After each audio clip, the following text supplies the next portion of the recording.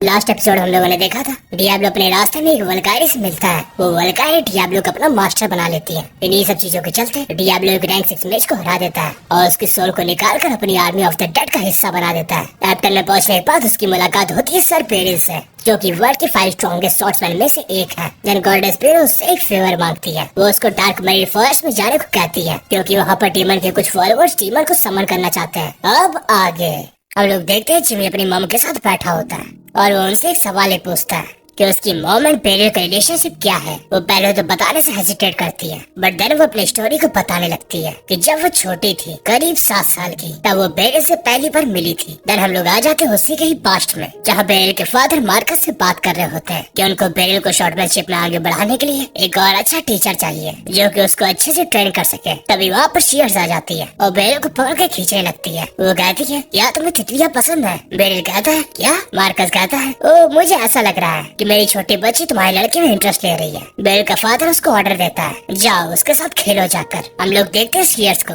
जो कि एक पेड़ पर चढ़ी होती है और एप्पल्स को तोड़ रही होती है। तभी उसका पैर फिसल जाता है और वो सीधा बेल के ऊपर आकर गिरती है, बट फिर भी उठ जाती है और कहती है, कितना मजा आया है ना, तुम वहीं पर ही लेटे रहना, मैं दोबारा से कूदूंगी। हाँ, ये बचपन में डम थी, I mean, बहुत ही ज्यादा डम। हम लोग देखते हैं बेरिल को, जो कि सिर्फ और सिर्फ अपने हाथों से ही एप्पल्स को 2 हिस्से में काट देता है। ये चीज देखकर शीयर्स काफी ज्यादा खुश हो जाती है और वो वहाँ पर काफी सारे एप्पल्स को ले आती है। वो उससे उनको भी तोड़ने को कहती है। कुछ और साल बीत जाते हैं। वो बेरिल के साथ ही साथ बड़ी होती है। वो उसे कह रही होती है, हाँ मैंने डिसाइड कर लिया है, मैं भी एक स्वॉर्ड्समैन बनूंगी और मुझे तलवारबाजी सिखाओगी तुम। बेरिल कहता है, मुझे लगा ही था। वो उसको तलवार चलाकर दिखाती है, कैसे लगे मेरी स्किल्स? बेरिल कहता है, बहुत घटिया थी, अब दोबारा मत करना। से करते करते 3 साल बीत जाते हैं। हम लोग देखते हैं मार्कस और बेरिल के फादर को, जो कि आपस में बात कर रहे होते हैं। मार्कस उससे कहता है, मेरी बात मानो और उस गोल्डमैन के बिजनेस से दूर रहो, वो बहुत ही ज्यादा खतरनाक है। बेरिल का डैड कहता है, लेकिन मेरे पास कोई और चारा नहीं है, और वो मार्कस की बात नहीं मानता, जिसके चलते कुछ देर बाद वो मारा जाता है। बेरिल को उसके फादर के जाने के बाद बहुत ज्यादा दुख पहुंचता है। मार्कस उसको अपने घर पे ही रहने को कहता है और उसके बाद भी कुछ साल बीत जाते हैं। हम लोग देखते हैं शीयर्स बैठी होती है और बेरिल लगातार प्रैक्टिस कर रहा होता है। जब से इसके फादर का मर्डर हुआ है, बेरिल तब से अपने आप को बहुत ज्यादा ट्रेन कर रहा है, क्योंकि वो अपने फादर का बदला अपने हाथों से लेना चाहता है। वो 4 साल बीत जाते हैं। हम लोग देखते हैं पहले हाउस होल्ड में एक पार्टी हो रही होती है, जहाँ पर काफी सारे लोग शीयर्स की तारीफ कर रहे होते हैं कि वो कितने ज्यादा ब्यूटीफुल है, और ये सब कुछ बेरिल भी देख रहा होता है। और जैसे ही वो मौका पाता है, वैसे वो सभी के सभी लोगों को धुन देता है। वो बस यही कह रहा होता है, शीयर्स से दूर रहो। तभी वहाँ पर शीयर्स आ जाती है। वो बस यही कह रही होती है, ये वो बेरिल नहीं है जिसको मैं जानती थी। देन कुछ दिनों बाद उनके घर में आर्गनो वेल्टन आता है और वहीं पर वो पहली बार शीयर्स से मिलता है और उसको पहली नजर में उससे प्यार हो जाता है। वो मार्कस और शीयर्स आपस में बात कर रहे होते हैं। मार्कस उसका इंट्रोडक्शन दे रहा होता है ताकि शीयर्स भी जान सके कि वेल्टन कौन है, इसलिए वो उसकी तारीफ भी कर रहा होता है। बट आर्गनो काफी ज्यादा शर्मा रहा होता है और वो जैसे शीयर्स की ओर देखता है, वो और भी ज्यादा ब्लश करने लगता है। देन हम लोग देखते हैं थोड़ी देर बाद का सीन, जहाँ पे बेरिल शीयर्स के पीछे पड़ा होता है। शीयर्स रुको,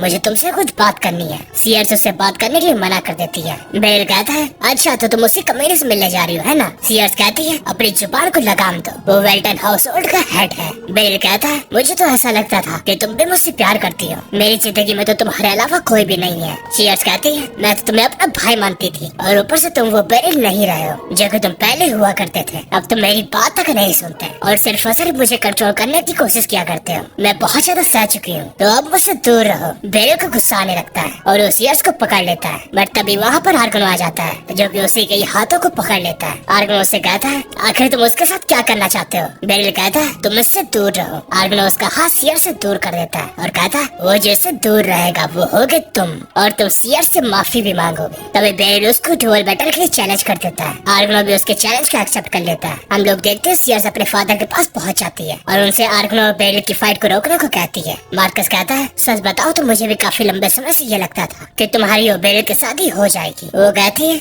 ऐसा नहीं हो सकता, क्योंकि जिस बेरिल को मैं जानती थी वो पूरी तरीके से बदल चुका है। अब मुझे उसके अंदर एक डीमन दिखता है और वो काफी ज्यादा इमोशन में बह जाती है और काफी जोर जोर से रोने भी लगती है। मार्कस कहता है, मैं समझ गया, अब जैसा तुम चाहोगी वैसा ही होगा। हम लोग देखते हैं आर्गनो वेल्टन और बेरिल की फाइट ओवर हो चुकी होती है और बेरिल जमीन पर पड़ा होता है। उसके चेहरे पे एक स्कार भी लगा होता है। आर्गनो कहता है तुम्हें जीत गया। सीयर्स रोते रोते वहाँ पर आ जाती है और कहती है क्या तुम ठीक हो? बेरिल कहता है शियर्स हाँ मैं बिल्कुल ठीक। बट वो जैसे ही सेंटेंस पूरा करने वाला होता है वो देखता है शियर्स बात कर रही होती है आर्गनो से और उसके गले भी लग चुकी होती है, जिसकी वजह से बेरिल को काफी ज्यादा दुख पहुँचता है और वहाँ पर ही रोने लगता है। बेकार है भैया, मैं तो टूट गया। देन उसी दिन के बाद से बेरिल वहाँ से निकल जाता है और आर्गनो और सीयर्स की शादी हो जाती है और एक जगह पर सीयर्स बैठी होती है। तभी वहाँ पर आता है आर्गनो। वो उसको बताता है कि बेरिल एक स्वॉर्ड मास्टर बन चुका है और उसने अपने फादर की मौत का बदला भी ले लिया है। देन वो लोग अपने फ्यूचर चिल्ड्रंस का नाम भी डिसाइड कर लेते हैं कि लड़के का नाम होगा जिमी और लड़की का सारा। और इसी के साथ सीयर्स की स्टोरी खत्म होती है और उसी के साथ वहाँ पर आर्क बिशप भी आ जाते हैं। वो सब लोगों से मिलने लगते हैं। तभी वहाँ पर जिमी भी आ जाता है जो कि अपना इंट्रोडक्शन देता है। आर्क बिशप कहता है ओ तुम जिमी हो है ना? रिकी ने तुम्हारे बारे में मुझे बहुत कुछ बताया है, तो हम दोनों को चलना चाहिए क्योंकि मुझे आर्क बिशप से काफी जरूरी चीजों के बारे में बात करनी है। देन वो दोनों ही लोग वहाँ से चले जाते हैं। शेयर जिमी से कहती है तो तुम तो यहाँ पर घूमना चाहते थे है ना? तो बताओ तुम्हें ये जगह कैसी लगी और तुम कहाँ घूमना चाहते हो? क्या तुम पहाड़ों पे घूमना चाहते हो या गार्डन्स में? जिमी कहता है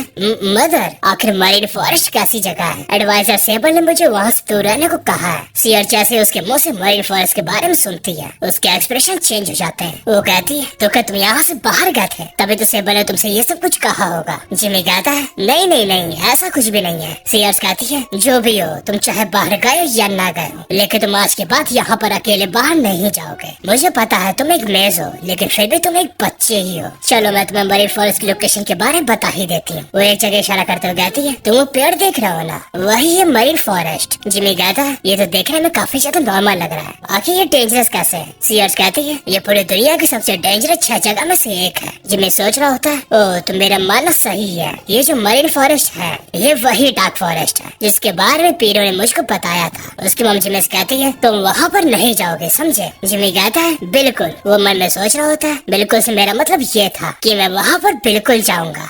नेक्स्ट में हम लोग देखते हैं डियाब्लो बेला के साथ मरीन फॉरेस्ट में पहुंच चुका होता है। वो पूरा जगह ही बहुत ज्यादा क्रीपी होता है। वहाँ पर ऐसा लग रहा होता है कि हर एक पेड़ उसके ऊपर नजर रख रहा है बट एक्चुअली में वहाँ पर बहुत सारे मॉन्स्टर्स होते हैं। डियाब्लो उनको मारने के लिए 2 स्पेल्स का यूज करता है। पहला होता है चेन लाइटनिंग और सेकंड होता है टेटोनेशन। वो थोड़ी देर में पूरे एरिया को साफ कर देता है। बट डियाब्लो की यहाँ पर एक चीज काफी ज्यादा अजीब लगती है जो की ये होती है कि वो इस फॉरेस्ट के अंदर अपने डार्क माना की यूज नहीं कर पा रहा है। डियाब्लो अपने ख्यालों में खोया होता है। उतनी देर में उसके पीछे एक और मॉन्स्टर आ जाता है बट बेना एक ही चटके में उस मॉन्स्टर को खत्म कर देती है और डियाब्लो को बचा लेती है। बेना उसको बताती है कि वो भी जगह पर अपने डार्क माना की यूज नहीं कर पा रही है लेकिन फिर भी मुझे यहाँ पर काफी ज्यादा अच्छा लग रहा है। मुझे ऐसा लग रहा है कि मेरी पूरी बॉडी में एनर्जी फ्लो हो रही है। डियाब्लो सोच रहा होता है ये इस वजह से है क्योंकि बेना एक वल्कायरी है और वल्कायरी जब जब फॉरेस्ट के बीच में आती है उनको ऐसा ही लगता है। बेना उसे पूछती है अच्छा आखिर हम लोग यहाँ पर आए किस लिए? डियाब्लो कहता है मैं तुम्हें ये चीज हजारों बार बता चुका हूँ कि मैं यहाँ पर पीरो के कहने पे आया हूँ। बेना कहती है वो सब तो ठीक है लेकिन आखिरकार हम लोग यहाँ पर करने के वाले हैं। डियाब्लो कहता है मेरे दिमाग में वही चल रहा है। तभी उन दोनों के नीचे एक पोर्टल खुलता है और दोनों लोग ही उस पोर्टल में गिर जाते हैं। डियाब्लो अपने लेविटेशन स्पेल का भी यूज नहीं कर पा रहा होता। तभी वो लोग एक जगह पर आकर गिरते हैं। बेना कहती है क्या हम लोग जिंदा है? डियाब्लो कहता है पता नहीं। देन वो वहाँ पर रोशनी कर देता है। उसके सामने एक रूइन जैसी चीज होती है जिसमें की एंशिएंट लैंग्वेज में कुछ लिखा होता है। डियाब्लो उसको पढ़ता है और उसमें ये लिखा होता है कि या तो अंदर आओ या तो यहाँ से भाग जाओ। तब इस रूइन का गेट खुल जाता है। डियाब्लो को कुछ भी समझ में नहीं आ रहा होता कि इन सब चीजों के पीछे कौन है क्योंकि उसने जो भी एंशिएंट टेक्स्ट देखे हैं वो उसकी पास्ट लाइफ के हैं। देन हम लोग देखते हैं शहर के अंदर का सीन जहाँ पर सोल्जर्स को एक और बॉडी मिलती है और हमेशा एक तरह उसके अंदर भी हार्ट नहीं होता। उन सोल्जर से कैप्टन कहता है जल्दी जाओ और लॉर्ड सेबल को इन सब चीजों के बारे में बताओ।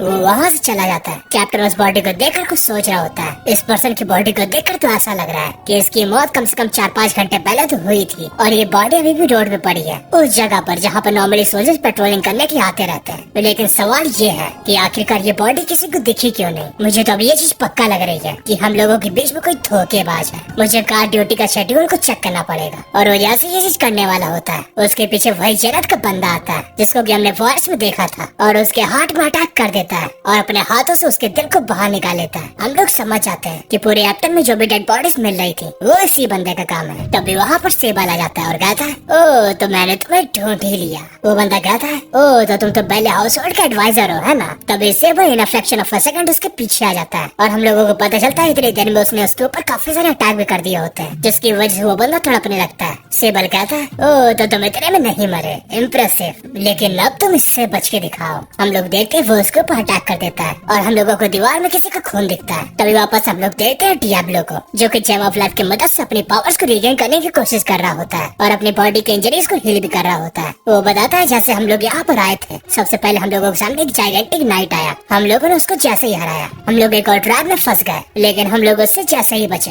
हम लोगों के सामने वो काफी बड़े बड़े स्कॉर्पियंस के झुंड से और इतनी सब चीजों का सामना करने के बाद फाइनली हम लोग यहाँ पर आ ही गए। उसके सामने होता है एक बड़ा सा गेट और उसमें भी एशियन लैंग्वेज में कुछ लिखा होता है। बेना डियाब्लो से पूछती है आखिर उसमें लिखा क्या है। डियाब्लो बताता है उसमें लिखा है ये वो जगह है जहाँ पर वो सोता है। तभी वहाँ का गेट खुल जाता है। बेना कहती है क्या यहाँ पर कोई सोता है, आखिर वो कौन सी चीज है जो यहाँ पर सोती है। हम लोग देखते हैं वहाँ पर होता है एक बहुत ही बड़ा क्यूट सा भालू। वो दोनों ही उसको देखकर चौंक जाते हैं। बेना कहती है ये तो एक काफी बड़ा सा टेडी बियर है। तभी वो भालू बेना के ऊपर अटैक करने लगता है। डियाब्लो कहता है बेना संभल के। बेना के ऊपर वो अटैक कनेक्ट हो जाता है। वो भालू कहता है आखिर तुम लोगों की इस पवित्र जमीन पर अपने कदम रखने की हिम्मत कैसे हुई। डियाब्लो ये देखकर चौंक जाता है कि वो भालू इंसानी भाषा में बात कर रहा है। तभी उस भालू को और भी ज्यादा गुस्सा आ जाता है और वो एक काफी बड़े पत्थर को उठाकर डियाब्लो के ऊपर फेंक देता है। बट डियाब्लो अपने बैरियर का यूज करता है, लेकिन यहाँ पर डियाब्लो अपने डार्क मैजिक का यूज नहीं कर पा रहा होता। इसी वजह से उसका बैरियर काफी ज्यादा वीक होता है और वो भालू का अटैक उसके ऊपर कनेक्ट हो जाता है, जिसकी वजह से उसके मुंह से भी खून निकल आता है और वो वहीं पर ही ढेर हो जाता है।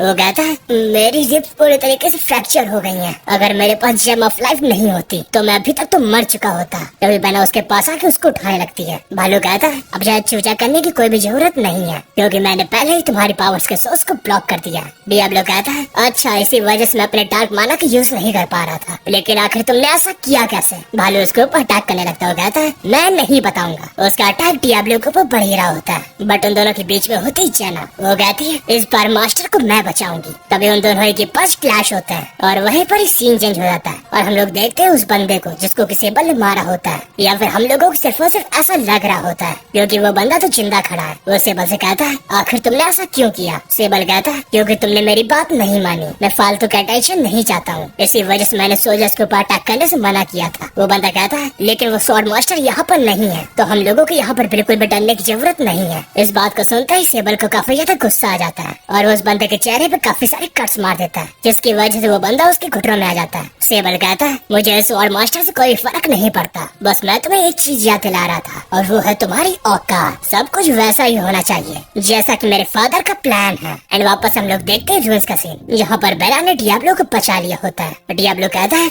बहुत अच्छी बेना। देन वो एक स्पेल का यूज करता है 6 कलर रेंज स्टॉर्म। उसका अटैक भालू के कनेक्ट हो जाता है, बट उसको थोड़ा भी फर्क नहीं पड़ता, जिसकी वजह से वो दोनों लोग ही चौंक जाते हैं। भालू कहता है तुम मुझे नहीं हरा सकते, इसीलिए संघर्ष करना बंद कर दो। डियाब्लो कहता है आखिर तुम चाहते क्या, हम लोग आसानी से मर जाएं। बेना कहती है वो तुम थे जिसने अचानक से हम लोगों के ऊपर फालतू में अटैक कर दिया। भालू कहता है तुम मेरी परमिशन के बिना ही मेरे फॉरेस्ट में घुसते चले आए, और सिर्फ उतना ही नहीं तुम लोग मेरे रूल्स में भी आ गए। मैं पिछले कुछ दिनों से यही देख रहा हूँ कि तुम लोग अपने हरकतों से बाज नहीं आ रहे हो। वो लोग कहते हैं क्या, पर हम लोग तो यहाँ पर पहली बार आए हैं। भालू कहता है तुमने तो मुझे बेवकूफ समझ रखा है। टीमाना के आस पर जो भी डार्क हो रहा है वो तुम्हारा ही है ना, अब झूठ मत बोलना। डियाब्लो कहता है क्या कहा तुमने, इस फॉरेस्ट के अंदर एक अंडा है। भालू कहता है हाँ देखो फिर से तुम नाटक करना शुरू कर दिए, मैं उन किसी को भी नहीं छोड़ूंगा जो कि इविल टीम उसको पूछते हो। वो डियाब्लो के ऊपर अटैक कर देता है। डियाब्लो कहता है अरे हम लोग उसी अंडे को तो खत्म करने आए हैं, हम लोगों को यहाँ पर गॉडेस पियरो ने भेजा है। वो भालू पियरो का नाम सुनकर रुक जाता है और कहता है क्या तुम सच बोल रहे हो। डियाब्लो कहता है हाँ बिल्कुल सच, अब मुझे समझ नहीं आ रहा है कि मैं तुम्हें भरोसा कैसे दिलाऊं। भालू कहता है नहीं मुझे तुम पे थोड़ा बहुत भरोसा हो रहा है, क्योंकि ये जगह गॉडेस पियरो के इन्फ्लुएंस में आती है और यहाँ पर कोई भी झूठ नहीं बोल सकता। लेकिन मुझे ये समझ नहीं आ रहा है कि मुझे तुम्हारे अंदर से पियरो की कोई भी पावर सेंस क्यों नहीं हो रही, और वो जो पावर टिमोनी कैट के आसपास है वो भी तुम्हारी पावर है ना कि गॉडेस की। डियाब्लो कहता है तुमने सही कहा, मैं पियरो का फॉलोअर नहीं हूँ, मैंने सिर्फ और सिर्फ उसके साथ एक डील करी है। उसने मुझको यहाँ पर इन्वेस्टिगेशन करने के लिए भेजा था। उसने मुझसे कहा था कि इस फॉरेस्ट में एक डिमोनिक पावर अवेकन हो रही है, मुझे उसको ही खत्म करना है। और उसने ये भी कहा था कि तुम्हें जल्दी पता चल जाएगा कि मैंने ये काम सिर्फ और सिर्फ तुम्हें ही क्यों दिया, बल्कि अपने फॉलोअर को क्यों नहीं।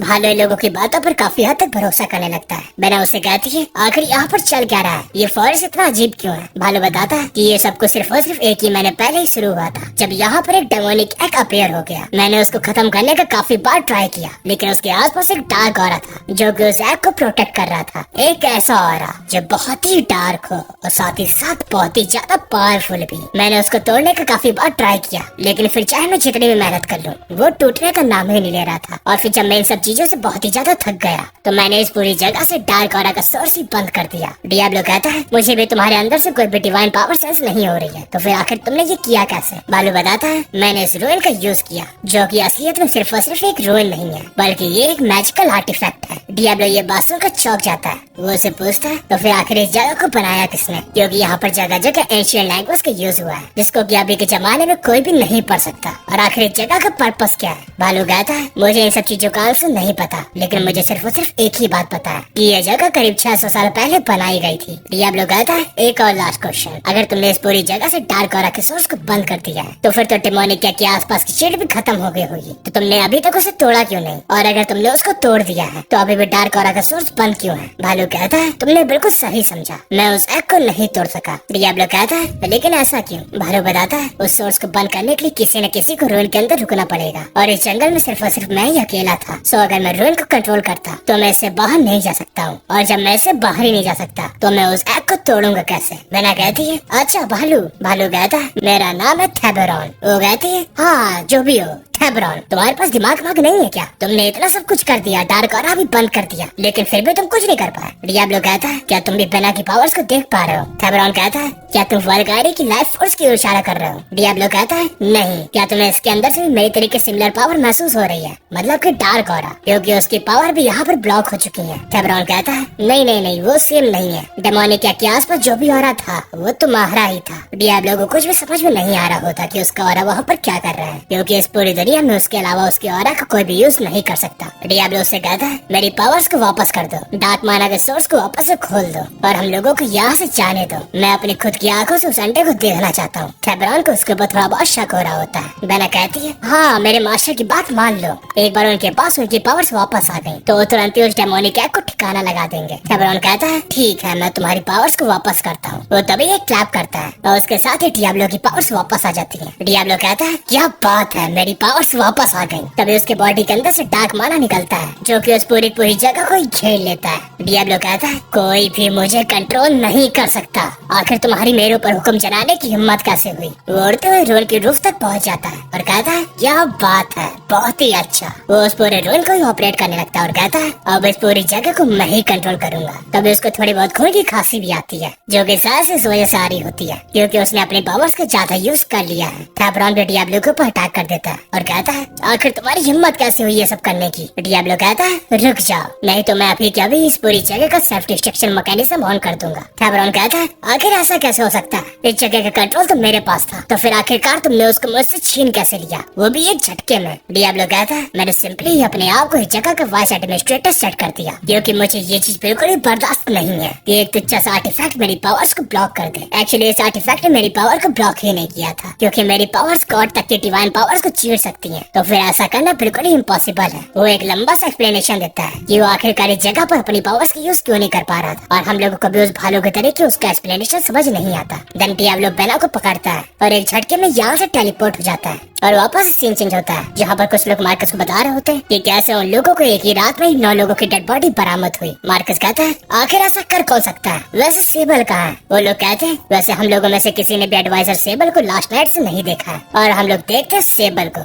जो कि एक काफी ऊंची जगह में खड़ा होता है और आसपास का नजारा देख रहा होता है। वो कहता है वो लोग आते ही होंगे। हम लोगों को दिखाया जाता है एक फ्लैशबैक जहाँ पे आर्क बिशॉप और मार्कस के बीच में कुछ बात हो रही होती है, एंड आर्क बिशॉप रिवील करता है कि उसने आपटन के लिए कुछ डिवाइन एग्जीक्यूटर बुलाए हैं और उनके साथ ही साथ एक मास्टर रैंक का नाइट भी होगा, और हम लोगों को समझ में आ जाता है कि सेबल किन लोगों का इंतजार कर रहा था। वो कहता है वो लोग जब तक आएंगे तब तक बहुत ज्यादा देर हो चुकी होगी। उसकी नजर होती है गॉडेस पीरो के सेंट एंड अपोस्टल पे, जो कि होते हैं रिकी और एना। हम लोगों को दिखाया जाता है मरीन फॉरेस्ट का सीन, जहाँ पर डियाब्लो टिमोनिका के सामने खड़ा होता है और वो अपनी आंखों से साफ साफ देख सकता है कि टिमोनिका को जो भी पावर प्रोटेक्ट कर रही है वो उसकी खुद की माना है। उस माना के बैरियर में कुछ लिखा भी होता है। डियाब्लो उसको पढ़ता है। जब वो उनको आधा पढ़ता है तब उसके दिमाग में घंटी बजाती है और उसको ऐसा लगने लगता है कि उसने पहले भी इन सभी चीजों को पढ़ा है। जब वो अपने दिमाग को थोड़ा जोर डालता है तब उसको याद आता है अपनी पास की मेमोरीज के बारे में। एक्चुअली में यहाँ पर जो जो चीजें लिखी होती हैं वो डियाब्लो द्वारा लिखे गए पैराग्राफ में से कुछ पार्ट होता है और वो पैराग्राफ होता है डियाब्लो की खुद की लिखी हुई बुक का,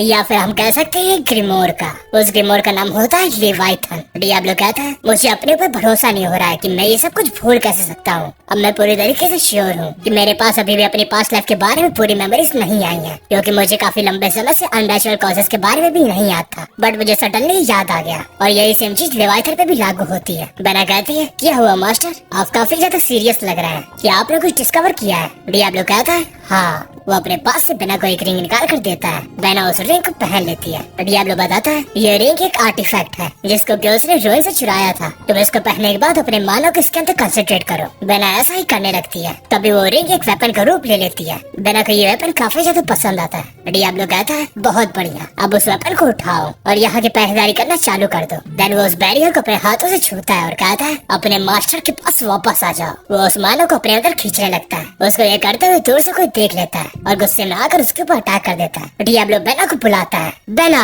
उस अटैक को रोको। बेना हैमर का यूज करती है और उस अटैक को रिफ्लेक्ट कर देती है, लेकिन उसकी वजह से उसको भी डैमेज पहुंचा होता है। डियाब्लो कहता है ये पावर ये तो जेनेट की है, क्या तुम भी जेनेट की फॉलोअर हो? वो लड़की अपनी जगह से बाहर आ जाती है और कहती है तुमने बिल्कुल सही समझा। डियाब्लो कहता है तो फिर आखिरकार तुम यहाँ पर क्या करने आई हो? अब ये मत कहना कि तुम इस ऐप को प्रोटेक्ट कर रही हो, क्योंकि एक तरफ तुम लोग अपने आप को गॉड का फॉलोअर कहते हो और वही दूसरी तरफ ये सब काम कर रहे हो। वो लड़की कहती है मैं नहीं बताऊंगी, लेकिन हाँ मैं ये चीज जरूर कह सकती हूँ कि इस लड़के के पिंक हेयर्स है और ऊपर से इसके हाथों में स्लेज हैमर है और ये दोनों चीजों से मुझे नफरत है, तो मैं तुम्हें खत्म कर दूंगी। वो ये कहने के साथ ही बेना के ऊपर अटैक कर देती है। बेना उसके अटैक को रोक देती है। तभी वो लड़की काफी तेजी से उसके एक पंच मार देती है, जिसकी वजह से बेना को काफी ज्यादा दर्द होता है। वो उस लड़की के ऊपर अटैक कर देती है, बट वो लड़की उसके अटैक को काफी आसानी से डॉच कर लेती है। अरे यार तुम तो काफी ज्यादा स्लो हो। बेना उसके ऊपर अटैक करते हुए कहती है अपना मुंह बंद रखो, बट वो लड़की वापस से बेना के अटैक को ब्लॉक कर लेती है और कहती है क्या बस इतना ही, क्या तुम्हारे अंदर इतनी ही दम है? बेना उसके ऊपर एक और जोरदार अटैक करती है। हाँ ये हुई ना बात। वो लड़की उसके अटैक को वापस से डॉच कर लेती है और पलक झपकते ही उसके पीछे आ जाती है। देन वो बेना के ऊपर एक काफी जोरदार स्लैश मारती है। डियाब्लो ये सब देखकर घबरा जाता है। वो सोचता है बेना की हालत तो काफी ज्यादा खराब हो गई है, मुझे अपना काम छोड़कर उसको बचाना चाहिए। बेना कहती है नहीं मास्टर आप वहीं पर रुके रहिए, मैं इसको संभाल लूंगी। वो लड़की कहती है तुम्हें समझ नहीं आ रहा है क्या, तुम्हारी बॉडी पूरी तरीके से खराब हो चुकी है, क्योंकि मैंने जगह जगह अटैक कर दिया है और तुम्हें काफी जोर से दर्द भी हो रहा है, तो फिर आखिरकार तुम करोगी क्या? इसीलिए हार मान जाओ। बेना कहती है मेरे पास इससे भी अच्छा एक प्लान है और वो ये है कि मैं अपने मास्टर की आज्ञा का पालन करूं। तभी बेना अपने डार्क माना का यूज करती है और उस लड़की के ऊपर एक स्पेल कास्ट करती है,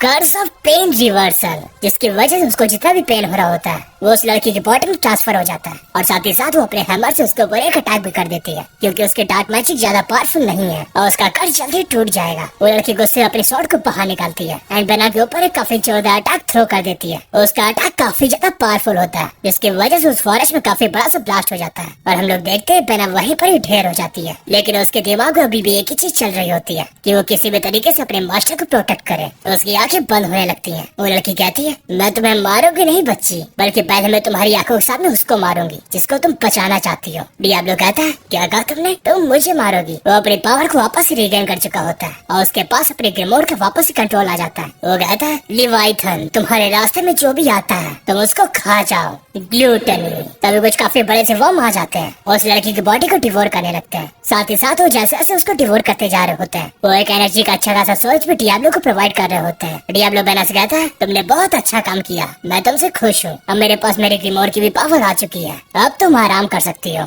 हम लोग देखते हैं उस लड़की को जो कि अपनी बॉडी से वर्म्स को हटा देती है और दूर फेंक देती है। तभी वो लड़की अपने ऊपर एक स्पेल को कास्ट करती है, होली वॉरियर, जिसकी वजह से उसकी पूरी बॉडी में आर्मर आ जाता है। डियाब्लो कहता है ओ तो तुम इतनी ज्यादा पावरफुल हो कि तुम्हारा कंपैरिजन बिशॉप से भी किया जा सकता है। वो लड़की कहती है उस स्पेल ने मेरी काफी ज्यादा पावर सोख ली, क्या तुम भी एक डार्क मेस हो? डियाब्लो कहता है हाँ। वो कहती है अगर ऐसी बात है तो मैं तुम्हारा सिर अपने हाथों से ही कुचलूंगी। वो ये कहने के साथ ही उसके ऊपर अटैक भी कर देती है। डियाब्लो कहता है सेम पिच। वो अननेचुरल कॉजेस के गेट को खोलता है और डार्कनेस से निब्लो को वापस बुला लेता है। अराइज।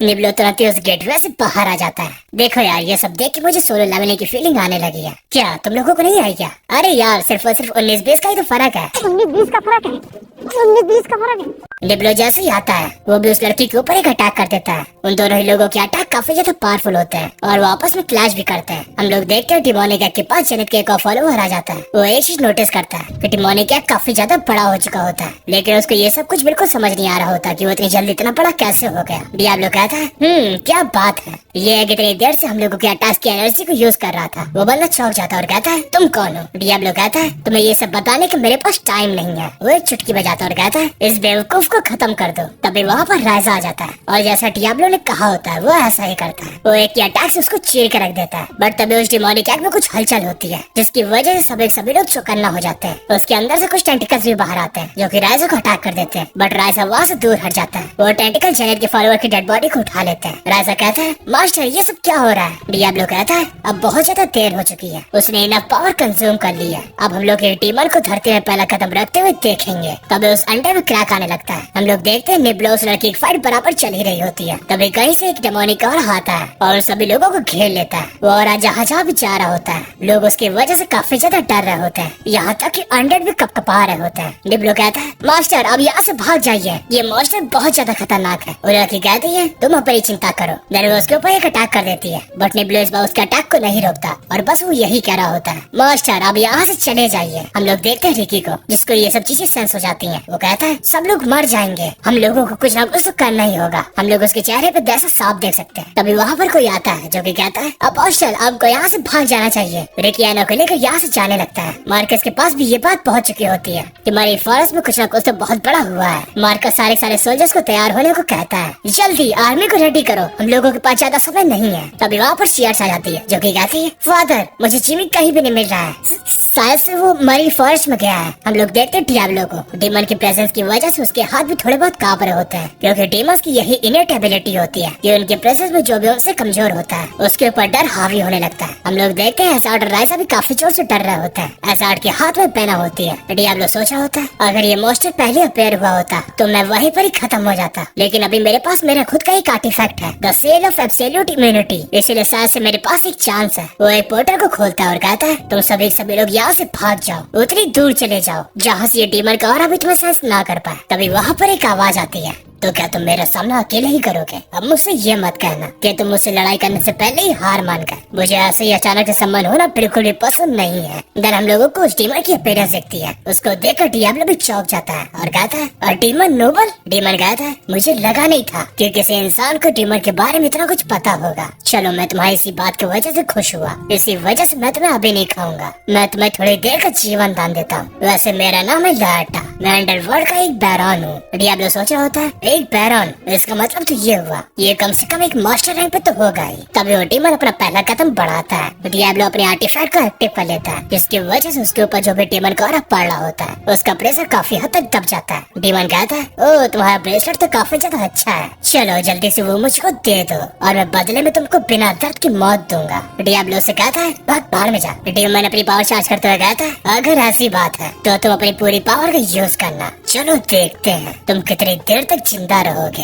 तभी डियाब्लो हवा में उड़ जाता है और लेवाइथन का यूज करता है। देन हम लोग देखते हैं सेबल को जो कि फॉरेस्ट के बाहर बैठा होता है और कहता है एक बैरॉन, हाँ ये तो 5 रैंक्स में से सबसे नीचे वाली है, इसका मतलब ये है ये सबसे कमजोर नोबल डीमन है, लेकिन फिर भी वो इतना तो ताकतवर है ही कि वो एक अच्छा खासा डिजास्टर ला सकता है। हम लोग देखते हैं हजार्ड को जो कि फॉरेस्ट से बाहर आ चुका होता है, लेकिन उसको डियाब्लो की काफी ज्यादा चिंता हो रही होती है। तभी बेना को होश आने लगता है। हजार्ड कहता है फॉरेस्ट के अंदर एक डीमन समन हुआ है, मास्टर इस समय भी उसी का ही सामना कर रहे हैं। बेना कहती है या मास्टर उससे लड़ रहे हैं, मुझे उनकी मदद करनी होगी। हजार्ड कहता है मुझे पता है तुम्हारे दिमाग में भी क्या चल रहा है और तुम किसी भी तरीके से उनकी मदद करना चाहती हो, लेकिन अगर हम लोग वहाँ पर जाएंगे तो हम लोग सिर्फ और सिर्फ उनके रास्ते का कांटा ही बनेंगे। बेना कहती है मुझे इससे फर्क नहीं पड़ता, अगर मुझे मास्टर के लिए जान भी देनी पड़े तो मैं तुरंत ही दे दूंगी और मैं अपने जान के बदले उनको थोड़ा टाइम तो दिलवा ही सकती हूँ। हजार्ड कहता है लेकिन तुम्हारी काफी ज्यादा चोट लगी है, तुम्हें क्या लगता है क्या तुम इस हालत में लड़ सकती हो? तभी वहाँ पर कुछ अजीब होता है और हजार्ड वहाँ से गायब हो जाता है। है। उसकी जगह आ जाता है बेला का स्लेज हैमर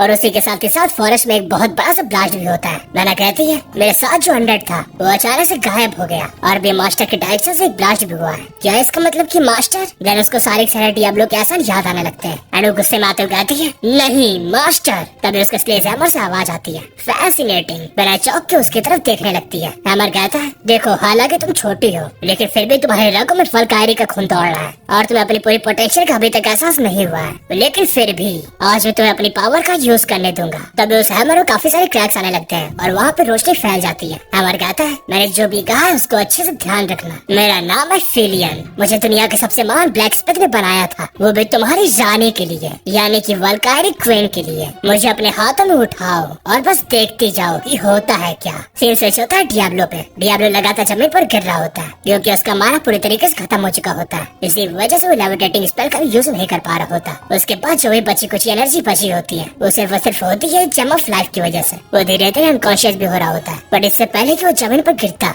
उसको कोई बचा लेता है एंड हम लोग देखते हैं ये होता है वही भालू थेब्रॉन। डियाब्लो से पूछता है आखिर तुम यहाँ पर कैसे आ गए? वो भी इतनी जल्दी? थेब्रॉन कहता है मैं यहाँ पर पिछले 600 सालों से रह रहा हूँ, इसी वजह से मुझे यहाँ का चप्पा चप्पा पता है, लेकिन मैं तुम्हें देखकर अभी सरप्राइज हो गया क्योंकि तुम एक डीमन से अकेले दम पर ही लड़ रहे हो। लेकिन मुझे तुमसे यही उम्मीद थी क्योंकि वैसे भी तुम चोजन वन हो, वो भी गॉडेस से। वो उसको जमीन पर उतार देता है। तभी वहाँ पर डीमन आ जाता है और थेब्रॉन के ऊपर अटैक करते हुए कहता है अगर तुम बुरा मत मानो तो मैं अपने खाने को खत्म करना चाहता हूँ। तभी उसके अटैक की वजह से भालू के काफी सारे घाव हो जाते हैं। डीमन कहता है ओह तुमने इसको सरवाइव कर लिया, मुझे तो लगा था मैं तुम्हें इससे पूरे तरीके से काट दूंगा। मैं तुमसे इम्प्रेस हुआ, तुम तो काफी ज्यादा मजबूत हो। थेब्रॉन कहता है हाँ ये बात तो है, लेकिन मैं मजबूत होने के साथ साथ बहुत ज्यादा तेज भी हूँ। तभी वो काफी तेजी से डीमन के एक पंच मार देता है और वो पंच काफी जोरदार लगता है जिसकी वजह से डीमन के मुंह से भी खून निकल आता है। थेब्रॉन कहता है और बस इतना ही नहीं, मैं यहाँ पर अकेले भी नहीं आया हूँ, बेना। तभी वहाँ पर बेना आ जाती है और डीमन के ऊपर काफी जोरदार अटैक करती है। हम लोग देखते हैं बेना की अपीयरेंस भी काफी ज्यादा चेंज लग रही होती है क्योंकि इस बार उसके हेयर्स पिंक नहीं होते हैं बल्कि वो होते हैं रेड। तभी डियाब्लो भी बेना को नोटिस करता है। बेना कहती है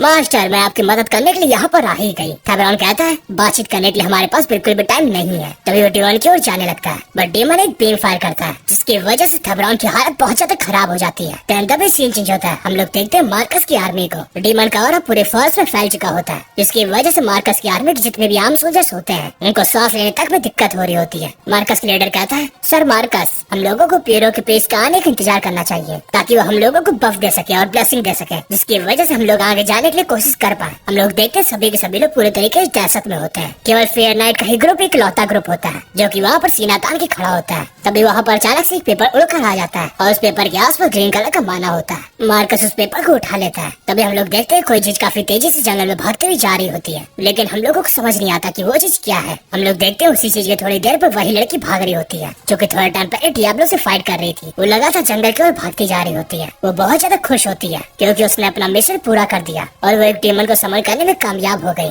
तभी कोई चीज उसके काफी तेजी से आगे लगती है जिसकी वजह से उसकी मुंडी धड़ से अलग हो जाती है और यहाँ भी ग्रीन ऑरा होता है जैसा कि हम लोगों ने मार्कस के पास पेपर में देखा था। हम लोग देखते हैं फॉरेस्ट के अंदर का सीन। यहाँ पर बेना भी ढेर होती है और थेब्रॉन तो कब का ही ढेर हो गया था। डीमन काफी जोर जोर से हंस रहा होता है। क्या बात है, मुझे मजा आ गया। मुझे लगा नहीं था कि धरती पर मुझे काफी मजेदार लड़ाइयाँ लड़ने को मिलेंगी। हम लोग देखते हैं उसके ऊपर होता है डियाब्लो जो कि एक स्पेल को कास्ट कर रहा होता है। डीमन कहता है उस स्पेल का नाम क्या है, मुझे ये तो बता दो क्योंकि ये काफी ज्यादा खतरनाक लग रहा है। डियाब्लो स्पेल को कास्ट कर देता है पाथ ऑफ ऑब्लिटरेशन। इस स्पेल को कास्ट करते ही लिवाइथन ने जितनी भी पावर यहाँ पर अब्सॉर्ब की थी वो सभी के सभी एक साथ ही रिलीज हो जाती है और ये पावर इतनी ज्यादा खतरनाक होती है कि इसके रास्ते में जो भी कुछ आएगा वो खत्म हो जाएगा। हम लोग देखते हैं डीमन की अटैक लगा तो होता है बट वो डीमन अभी भी जिंदा होता है। वो कहता है ये अटैक तो काफी ज्यादा खतरनाक था लेकिन तुमने ये अटैक मेरे सर में न मार के काफी बड़ी गलती कर दी। चलो अब तुम्हारे खात्मा का समय आ चुका है तो कोई तुम्हारी आखिरी विश। डियाब्लो इस बार पूरी तरीके से हार मान चुका होता है। तभी वहाँ पर वही ग्रीन ऑरा आता है और काफी तेजी से डीमन को 2 हिस्से में काट देता है वो भी एक अटैक से। और ये अटैक करने वाला होता है सर बेरिल। और हम लोग देखते हैं जो मार्कस को लेटर मिला था वो बेरिल ने ही दिया था। उसमें लिखा होता है कि वो किसी को भी जंगल के अंदर नहीं भेजे। जंगल के अंदर जो भी डीमन होगा उसका ख्याल बेरिल अकेला ही रख लेगा। जन तभी सीन चेंज होता है फेथन पेरो के हेडक्वार्टर्स में जहाँ पर उसके अंदर आर्क बिशप होता है और गेट पे खड़ा होता है सेबल। सेबल कहता है ओह अच्छा, यहाँ पर मुझे तुम्हारे अलावा कोई भी नहीं दिख रहा है तो इसका मतलब मतलब तो ये हुआ कि तुमने अपोस्टर को यहाँ से भगा दिया है। आर्क बिशप कहता है अगर तुम गॉडेस में थोड़ा सा भी भरोसा रखते हो तो प्लीज यहाँ से शांति से चले जाओ। सेबर कहता है ओह अच्छा, तो क्या इसका ये मतलब हुआ कि अगर मैं तुम्हारी गॉडेस की बिल्कुल भी इज्जत नहीं करता तो मैं यहाँ पर रुक सकता हूँ, है ना? आर्क बिशप कहता है अगर ऐसी बात है तो मुझे तुम्हें यहाँ से निकलने के लिए मजबूर करना होगा। सेबर अपने शॉट को निकालते हुए कहता है ये तो ना हो पाएगा क्योंकि मैं खुद ही लॉर्ड चैरियट की तलवार हूँ और मेरा हमला बिल्कुल भी खाली नहीं जाता और मैं अपने शॉट की मदद से तुम्हें भी इस दुनिया से आजादी दिला दूंगा। आज गॉडेस के पास जो भी कुछ होगा मैं उससे वो सब कुछ छीन लूंगा। हम लोग देखते हैं हेडक्वार्टर्स के बाहर का सीन जहाँ पर सभी लोग यहाँ से निकलने की तैयारियां कर रहे होते हैं। तब रिकी को कुछ सेंस होता है। वो कहता है नहीं ये नहीं हो सकता आर्क बिशप, जिससे हम लोगों को आइडिया मिल जाता है कि आर्क बिशप के साथ कुछ न कुछ गलत तो हो गया है। हम लोग देखते हैं जंगल के अंदर का सीन जहाँ पर बेरिल के अटैक की वजह से जमीन तक कट जाती है। डियाब्लो सोच रहा होता है मुझे अपनी आंखों पे भरोसा नहीं हो रहा है। बेरिल की स्वॉर्ड इतनी ज्यादा भारी है और इतनी ज्यादा बड़ी है कि उसको सब लोग उठा तक नहीं सकते हैं और उसके बाद भी बेरिल की स्पीड इतनी ज्यादा है जैसे कि उसके लिए स्वॉर्ड कुछ भी नहीं है। उसने डेमन को 2 टुकड़ों में काट दिया और उसको पता भी नहीं चला। क्या इसके पास विंड की ब्लेसिंग है? बेरिल से कहता है ओ तो तुम यहाँ क्या कर रहे हो? डियाब्लो कहता है बस मैं थोड़ा बहुत क्यूरियस था क्योंकि सब लोग मुझे यहाँ से आने के लिए मना कर रहे थे, इसी वजह से मैं यहाँ पर आया, लेकिन मुझे लगा नहीं था कि यहाँ पर एक डीमन होगा। तुम चाहे जो भी कह लो मैं तुम्हारे एक एक कदम को देख रहा था। ये बात सुनकर डियाब्लो चौंक जाता है। बेरिल कहता है चिंता मत करो, मैं बस मजाक कर रहा था। मैं समझ सकता हूँ सबके पास अपने अपने सीक्रेट होते हैं और मैं तुम्हारे सीक्रेट किसी को भी नहीं बताऊंगा। डियाब्लो को भी नहीं पता होता कि उसको कितना हद तक पता चल गया है। वो बेरिल से पूछता है आखिर आप यहाँ पर कब से हैं? मुझे तो लगा था आप यहाँ से निकल गए हैं। बेरिल कहता है यहाँ पर मेरे लिए एक ऐसा काम इंतजार कर रहा था जिसको मेरे अलावा कोई भी पूरा नहीं कर सकता, इसी वजह से मैं यहाँ पर वापस आ गया। थैब्रान पूछता है आखिर तुम कौन हो? तुम काफी ज्यादा पावरफुल हो। ब्रिल अपना इंट्रोडक्शन देता है मेरा नाम है ब्रिल ऑनिक्स और मैं Sikar out the hidden truth हूँ। मैं यहाँ पर वो आइटम लेने आया हूँ जिसको कि यहाँ पर काफी सालों से रखा गया है। थैब्रान कहता है ओ तो फ्रंटियर्स में से एक हो। ब्रिल कहता है प्लीज ग्रेमिया की गेट्स खोल दो और मुझे अंदर आने दो। डियाब्लो को कुछ भी समझ नहीं आ रहा होता कि वो लोग क्या बात कर रहे हैं। क्या कह रहे हैं ये लोग? हिडन ट्रूथ, फ्रंटियर, ग्रेमिया, आखिर ये सब चीजें क्या है? थैब्रान कहता है मुझे माफ करना लेकिन मैं ग्रेमिया की गेट्स नहीं खोल सकता क्योंकि अभी इस टाइम मैं ग्रेमिया का एडमिनिस्ट्रेटर नहीं हूँ। यो बच्चे मैंने सही कहा ना? डियाब्लो कहता है तो तुम लोग एशियन रूम की बात कर रहे हो। अगर हम लोग देखते हैं वो लोग ग्रेमिया के अंदर चले जाते हैं। मुझे विश्वास ही नहीं हो रहा है कि तुमने ग्रेमिया तक को नहीं छोड़ा। थैब्रान कहता है बच्चे मुझे जल्दी से वापस एडमिनिस्ट्रेटर बना दो। डियाब्लो कहता है लेकिन क्यों? मैं नहीं बना रहा। तो बेरिल काफी गुस्से में उसकी तरफ देखने लगता है और डियाब्लो को मजबूरी में उस भालू की बात माननी पड़ती है। वो उसको एडमिनिस्ट्रेटर बना देता है और थैब्रान गेट्स को खोल देता है। तभी डियाब्लो अचानक से किसी अजीब सी जगह पर टेलीपोर्ट हो जाता है। आसपास की जगह देखकर ऐसा लग रहा होता है कि वो दूसरा डायमेंशन है। तभी वहाँ पर किसी की आवाज आती है डार्क मानव को पोजेस करने वाले तुम्हारा स्वागत है। ये होती है एक बंदे की स्पिरिट। डियाब्लो कहता है देखो मुझे पता है कि ये रूइन कोई आम रूइन नहीं है, इसका कुछ न कुछ बड़ा पर्पस है। तो क्या तुम ही ग्रेमिया के क्रिएटर हो? स्पिरिट कहती है हाँ तुमने बिल्कुल सही समझा। मेरा नाम है एर्मियन। मैं अपने पास्ट में एक काफी बड़ा मैजिकल आर्टिफैक्ट क्राफ्टमैन था और इसी के साथ साथ रैंक 9 का मेज भी। मुझे पता है रैंक 9 सिर्फ और सिर्फ कुछ गिने चुने लोगों को ही मिली है। डियाब्लो कहता है अच्छा तो अगर तुम भी किसी तरीके की फ्रंटियर के पार्ट हो। और मैंने बताता है मैं और आइसिस दोस्त थे लेकिन मैं फ्रंटियर का पार्ट नहीं था। मैं यहाँ पर सिर्फ और सिर्फ ग्राम ऑफ थंडर ब्लेड की रक्षा कर रहा था जो कि आइसिस ने मुझे करने को कही थी और मैंने इसमें यूज किया ग्रेमिया का। हालांकि ग्रेमिया का मेरे पर्पस ये नहीं था। मैंने ग्रेमिया किसी ऐसे इंसान के लिए बनाई थी जिसका मैं सदियों से इंतजार कर रहा था। डियाब्लो पूछता है किसका? और मैंने बताता है उस डार्क माना के ओनर का जिसमें कि गॉड्स तक को मारने की शक्ति है। डियाब्लो पूछता है आखिर तुम्हें फॉरगेटन हिस्ट्री के बारे में इतना कुछ कैसे पता है? और तो और वो एशियन लैंग्वेज के बारे में भी। वो सोच रहा होता है यहाँ तक कि जनन को भी इतनी चीजें नहीं पता थी। डियाब्लो उससे कहता है मेरा जवाब दो। अगर तुम मेरी बातों को जवाब नहीं दोगे तो मैं तुम्हें यहीं पर ही खत्म कर दूंगा। आर्मिन बताता है पूरी दुनिया में कुछ ही जगह पर उसके थोड़े बहुत ट्रेसेस हैं। मैंने उन्हें ट्रेसेस को अच्छे से समझा जिसके चलते मुझे ये सब चीजें पता चली और वहीं से मुझे एशियन लैंग्वेज के बारे में भी पता चला। डियाब्लो कहता है तो क्या डियाब्लो वॉलपेयर के ट्रेसेस सही मैचेस करते हैं? आर्मिन कहता है ओ डियाब्लो वॉलपेयर, अच्छा तो उसका नाम ये है। इतना तो मुझे अपनी जिंदगी में भी नहीं पता चला लेकिन तुम उसी की एनर्जी से शेयर करते हो तो मुझे तुमसे तो यही उम्मीद थी। और इसका मतलब ये हुआ कि तुम्हें वो चीज देने का समय आ चुका है। वो अपने हाथों को आगे करता है और कहता है ग्रेमिया एक ऐसा मैजिकल आर्टिफैक्ट है जो कि अपने आप को किसी भी शेप में ढाल सकता है और उसके हाथ में होता है ग्रेमिया। वो बताता है तुम अपने विल पावर का इस्तेमाल करके इसको उसी चीज में ढाल सकते हो। जब मुझे हिडन ट्रूथ के बारे में एहसास हुआ तो मैं काफी ज्यादा डर गया। फिर मेरे पास जितनी भी नॉलेज थी मैंने उनको इसी आर्टिफैक्ट में झोंक दिया ताकि मैं उसको उस शख्स को दे सकूं जो कि हिडन ट्रूथ को अनलीश करने के काबिल है। मैं तुम्हें इस आर्टिफैक्ट की पूरी अथॉरिटी देता हूँ। डियाब्लो से वो आर्टिफैक्ट ले लेता है। वो सोच रहा होता है उसकी पावर तो कमाल की है, ये इतना ज्यादा पावरफुल है कि मैं उसको अपने 3 आर्टिफैक्ट में से एक की भी बराबर रख सकता हूँ। देन वापस से सीन चेंज होता है और हम लोग देखते हैं पीरो के हेडक्वार्टर्स को, जहाँ पर लार्स बिल्डिंग के अंदर भागता हुआ जा रहा होता है। वो समझ जाता है कि आर्क बिशॉप के साथ कुछ तो गड़बड़ हो गई है और जैसे ही वो अंदर पहुँचता है वो देखता है आर्क बिशॉप को, जिनकी हालत बहुत ज्यादा खराब होती है। लार्स उसको हील करने की कोशिश करने लगता है बट वो उसको हील नहीं कर पाता। आर्क बिशॉप कहता है तुम मुझे छोड़ो और अब पोस्टल और सेंट को जाकर प्रोटेक्ट करो, इन सभी चीजों के पीछे ऑर्डर ऑफ जेनिथ है। लार्स बहुत ज्यादा रो रहा होता है। वो कहता है मैं आपको पीछे नहीं छोड़ सकता। आर्क बिशॉप कहता है मुझे पता है कि तुम कैसा फील कर रहे हो, लेकिन अभी तुम्हें मेरी बात माननी चाहिए। वो उसके सर पर हाथ रखता है। लार्स कहता है लॉर्ड पीरो की कसम मैं आपका बदला जरूर लूंगा। आर्क बिशॉप कहता है तुम्हें रिवेंज के पीछे नहीं भागना चाहिए, बल्कि तुम्हें अपने मेन गोल का एहसास होना चाहिए, जो कि अपोस्टल को प्रोटेक्ट करना। तुम्हें अब जाना चाहिए। वापस सीन चेंज होता है मरीन फॉरेस्ट में, जहाँ पर डियाब्लो होश में आ चुका होता है। बेल कहता है क्या तुम ठीक हो? डियाब्लो कहता है मैं तो ठीक हूँ, लेकिन तुम्हें क्या वो चीज मिली जिसको तुम ढूंढ रहे थे? बेल कहता है हाँ मेरा काम यहाँ पर पूरा हो गया। टेबरॉन कहता है वैसे ग्रेनिया का क्या हुआ? देखो मुझे पता नहीं कि वहाँ पर क्या हुआ था, लेकिन तुम दूसरे रन से हम लोगों से काफी बाद में आए थे और उसके बाद से मेरा और ग्रेनिया का कनेक्शन पूरे तरीके से कट ऑफ हो गया। क्या तुम हम लोगों को बता सकते हो कि वहाँ पर ऐसा क्या हुआ था? डियाब्लो कहता है मैं आर्मियन की स्पिरिट से मिला और उसने मुझे क्रीमिया आर्टिफैक्ट दे दिया। ये देखो। वो उसको एक स्पेशल जैसे चीज में ट्रांसफॉर्म करने लगता है। वो दोनों के दोनों लोग ही ग्रेमिया की पावर देख कर चौंक जाते हैं। बेल कहता है ये तो थंडर ब्लेड से भी ज्यादा अच्छा है। टेबरॉन कहता है तो तुम्हें वो उस बुड्ढे ने दिया? डियाब्लो कहता है हाँ मैं उसके स्पिरिट से मिला, फिर उसने मुझे इसकी सारी अथॉरिटीज दे दी। टेबरॉन कहता है लेकिन तुम्हें ही क्यों? जिमी कहता है पता नहीं। देन वो उसके पास आने को कहता है। जैसे भालू उसके पास आता है वो उसको हील करने लगता है। वो कहता है क्या ये कोई हीलिंग स्पेल है? जिमी कहता है नहीं, लेकिन ये उसी से सिमिलर एक स्पेल है जो कि मैं ग्रेमिया की मदद से यूज कर सकता हूँ। बेल कहता है जेमी वेल्टन तुम्हें वापस चले जाना चाहिए, सीएस तुम्हारी वजह से परेशान हो रही होगी। तभी जिमी को ये सेंस होता है कि रिकी किसी तरीके के खतरे में है। बेल कहता है तुम्हें क्या हुआ? जिमी बताता है रिकी मेरा मतलब है अपोस्टल, वो बहुत ही बड़े खतरे में है। बेरिल उससे बात करने लगता है। डियाब्लो कहता है हमारे पास ज्यादा टाइम नहीं है,